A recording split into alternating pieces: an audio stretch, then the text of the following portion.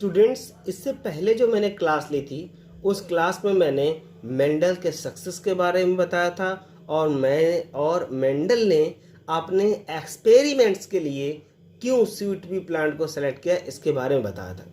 अब इससे आगे बढ़ते हैं। आगे बढ़ने से पहले आपको सबसे ज़रूरी जो है वो ये जानना ज़रूरी है टर्म्स और सिंबल्स के बारे में। मीन्स जेनेटिक्स जो है उस जेनेटिक्स में कुछ स्पेशल सिंबल्स, कुछ स्पेशल टर्म यूज़ किए जाते हैं जिनके थ्रू हम जेनेटिक्स पढ़ते हैं। तो सबसे पहले हमें ये जानना ज़रूरी है कि जेनेटिक्स के क्या स्पेशल टर्म्स हैं या हम किसके बारे में जानकारी करते हैं या हम उसको पढ़ें तो हमें ईजिली कैसे समझ में आए। इसके लिए जो कुछ वर्ड्स यूज़ किए जाते हैं टर्मिनोलॉजी में, कुछ जेनेटिकल वर्ड हैं हमारे जो यूज़ किए जाते हैं, स्पेसिफिक वर्ड हैं, हम उनके बारे में पहले जान लेते हैं फिर आगे जेनेटिक्स पढ़ते हैं।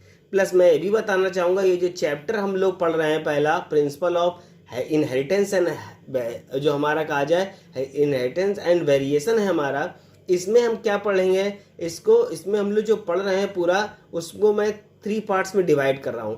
पहला जो है हमारा क्या है वो मेंडल के बारे में है। तो अभी हम केवल और केवल मेंडल्स के बारे में पढ़ेंगे कि मेंडल ने कैसे क्या पॉइंट्स दिए थे और मेंडल ने कैसे जेनेटिक्स को डिफाइन किया था। इसके बाद जो नेक्स्ट होगा उसमें हम लोग पढ़ेंगे कि मेंडल के बाद जेनेटिक्स की क्या डिफिनेशन हुई, जेनेटिक्स क्या खोजी गई, क्या क्या जेनेटिक्स में चेंजेस हुए, और लास्ट में हम लोग पढ़ेंगे जेनेटिकल डिसऑर्डर्स के बारे में कि जेनेटिकल डिसऑर्डर क्या है या जेनेटिकल प्रॉब्लम्स क्या क्या हैं। ओके, तो पहले हम लोग स्टार्ट करते हैं टर्मिनोलॉजी के बारे में। तो पहले हम लोग पढ़ते हैं एक वर्ड डोमिनेंट। अक्सर हम लोगों ने एक वर्ड जेनेटिक्स में सुना है डोमिनेंट। तो डोमिनेंट है क्या सर, डोमिनेंट में जानूं कैसे, समझूं कैसे?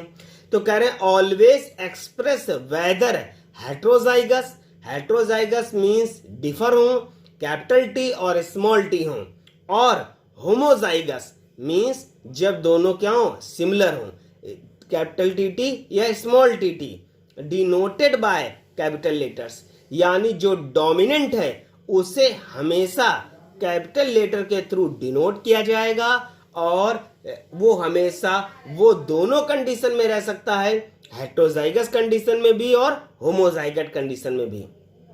अब सवाल आएगा सर हेट्रोजाइगस और होमोजाइगस कंडीशन क्या है?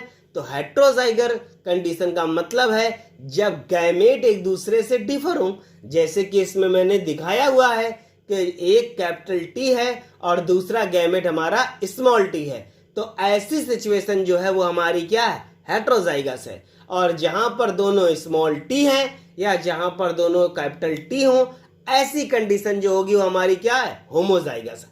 लेकिन जो कैरेक्टर डोमिनेंट है या जो जीन डोमिनेंट है वो दोनों ही सिचुएशन में, हेट्रोजाइगस सिचुएशन में भी और होमोजाइगस सिचुएशन में भी अपने आप को रिप्रेजेंट करेगा, और जेनेटिक्स में हम उसे हमेशा कैपिटल लेटर से डिनोट करेंगे। एग्जाम्पल के तौर पर टी फॉर टाल मीन्स जो टालनेस है उसको रिप्रेजेंट कौन कर रहा है, कैपिटल टी कर रहा है, इसलिए कैपिटल टी फॉर टालनेस है। टालनेस के लिए हम लोग क्या बनाएंगे, कैपिटल टी। नेक्स्ट, ये तो डोमिनेंट की बात हो गई। अब हम लोग बात करते हैं किसकी, रिसेसिव की। तो रिसेसिव क्या कह रहा है, only expressed in homozygous condition and denoted by small letter. Means ये आपको हमेशा याद रखना है कि जो रिसेसिव है वो केवल और केवल होमोजाइगस कंडीशन में ही क्या होगा, होमोजाइगस कंडीशन में ही हमारा एक्सप्रेस कर पाएगा अपने आप को। एंड डिनोटेड हमेशा किससे होगा, स्मॉल टी से होगा। जैसे एग्जांपल के तौर पर स्मॉल टी फ्रॉम ड्रॉप, यानी जो हमारा ड्रॉप है, बौना है, उसके लिए क्या है हमारा स्मॉल टी है। अब यहां पर भी कंडीशन ध्यान दीजिएगा, अगर हम ड्रॉपनेस की बात कर रहे हैं, बौनेपन की बात कर रहे हैं, तो यहां पर 2 स्मॉल टी होंगे। अगर कैपिटल टी और स्मॉल टी है तो उसमें कैपिटल टी क्या है, डोमिनेंट है, इसलिए स्मॉल टी क्या है, रिसेसिव।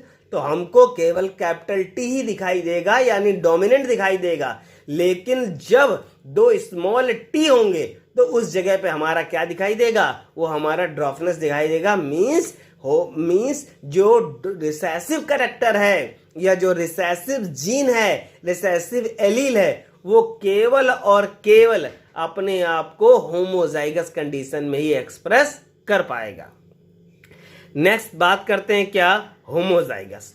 अब जैसे मैंने बताया था अभी ऊपर, तो मैं वो चीज फिर से बताऊं, homozygous means both alleles are similar. सबसे सिंपल टॉपिक है होमोजाइगस समझने का कि जब दोनों ही एलील्स जो हों वो कैसे हों, सिमिलर हों। जैसे small T T, capital R R comma capital Y Y comma capital T T comma capital R R small Y Y, या फिर हम कह सकते हैं small R R capital Y Y. Means जब दोनों ही एलील्स किसी करेक्टर के, अब यहां पर कंफ्यूजन को दूर करते हुए कैपिटल आर जो है वो किसके लिए है, वो रेड कलर के लिए है, और जो हमारा कहा जाए कैपिटल वाई है वो हमारे किसके लिए है, येलो कलर के लिए। इसमें एक कंडीशन मैंने और डिफाइन की है कि अगर दो आर हैं तो वो दोनों ही आर अगर सिमिलर हों, या दो वाई हैं वो दोनों ही वाई सिमिलर हों, तो ही हम उसे होमोजाइगस कंडीशन कहेंगे। नेक्स्ट बात करते हैं किसकी, हेट्रोजाइगस। हेट्रोजाइगस में क्या कह रहा है, बोथ एलील्स आर डिसिमिलर। जैसे अभी हम लोग होमोजाइगस पढ़े थे, तो होमोलाइगस में हम लोगों ने पढ़ा था क्या, कि दोनों ही एलील्स कैसे हों, सिमिलर हों, और यहां पर उसका क्या है, अपोजिट हो, यानी दोनों ही एलील्स जो हों वो एक दूसरे से क्या हो, डिफर हों, डिसिमिलर हों। तो ऐसी कंडीशन को हम लोग बोलेंगे क्या, हेट्रोजाइगस।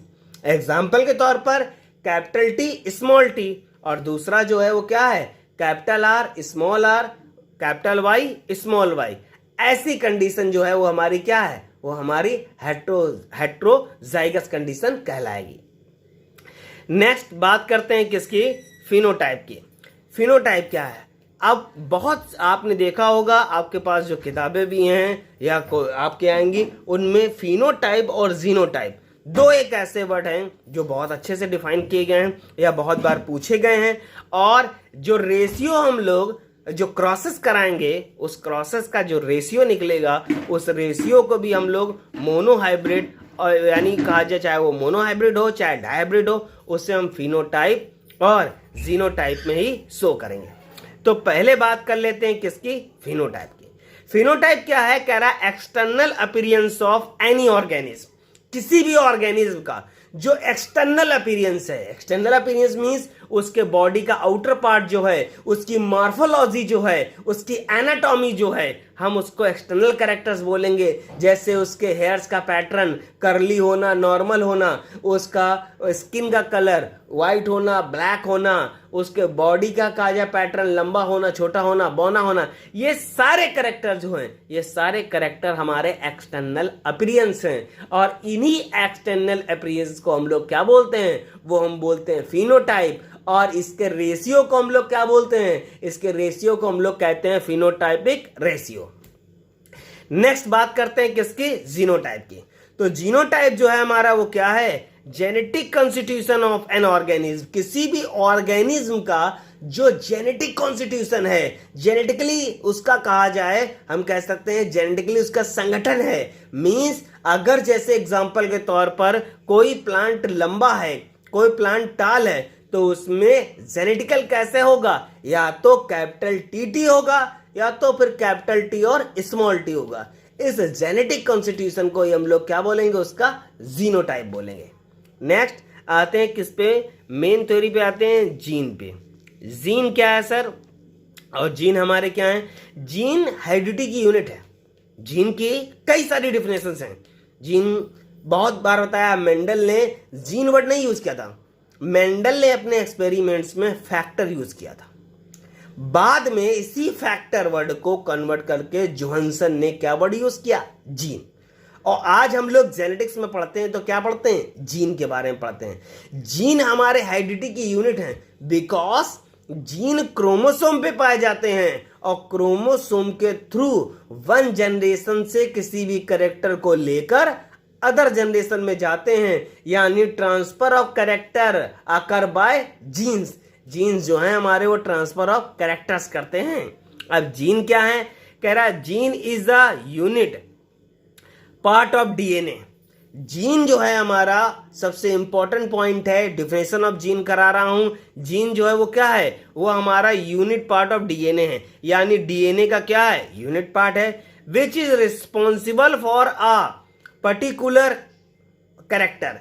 मीन्स जीन्स जो है वो डीएनए का हमारा एक स्मॉलेस्ट पार्ट है जो किसके लिए है, एक रिस्पॉन्सिबल है किसी भी पर्टिकुलर कैरेक्टर के लिए। अब वो कैरेक्टर कुछ भी हो सकता है, हमारी हाइट का हो सकता है, हमारे बॉडी के कलर का हो सकता है, हमारे हेयर के पैटर्न का हो सकता है, कोई भी कैरेक्टर हो सकता है। उस कैरेक्टर के लिए जो हमारा रिस्पॉन्सिबल है वो क्या है, जीन है हमारा। नेक्स्ट कह रहा है carried information of a character from one generation to another generation. Means जो जीन है वो हमारे कैरी करता है, किसको कैरी करता है, इंफॉर्मेशन को, एक कैरेक्टर की इंफॉर्मेशन को एक जनरेशन से अगली जनरेशन में ले जाता है हमारा जीन।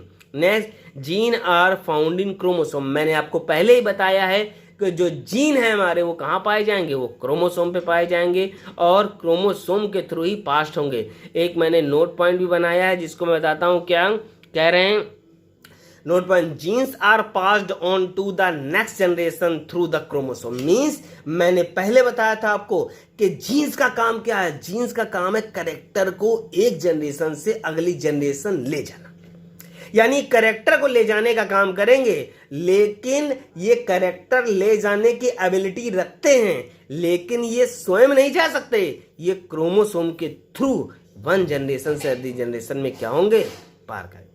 क्लियर। अब इसको देख लें और इसमें से कोई अगर प्रॉब्लम हो तो वीडियो के लास्ट में पूछ लें।